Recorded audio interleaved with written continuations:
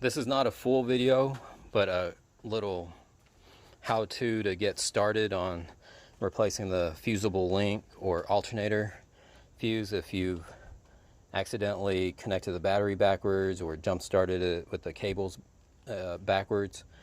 You're going to need to remove the air box as much as you can. First you'll take off the bolts, lift off the top of it, turn it over, or loosen the screw up here where the air intake is, get that out of the way.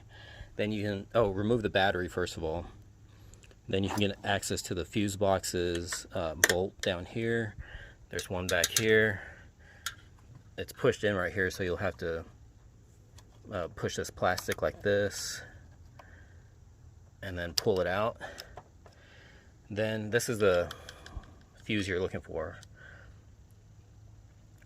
The real pain is, there's a bolt here that holds this on.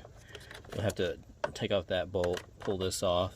To pull it off, you have to take these tabs and push them away from the plastic. So as you can see, out of frustration, I've kind of bent mine backwards so that it could slip off.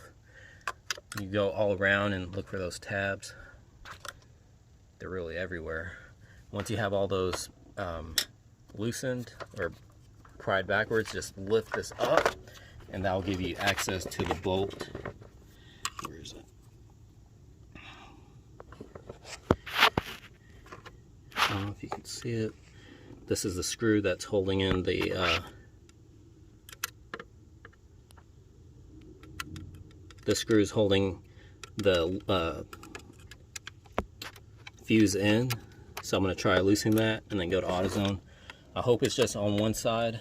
A lot of the videos I saw that they're on two sides, so I'm hoping it's not on this side because, as you can see, no access.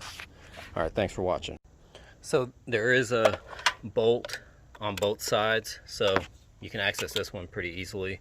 For this side, you tilt this over, spread apart the plastic cover, and then way back in there you'll be able to see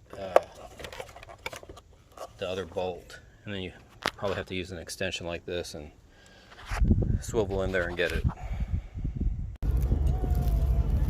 This is the replacement.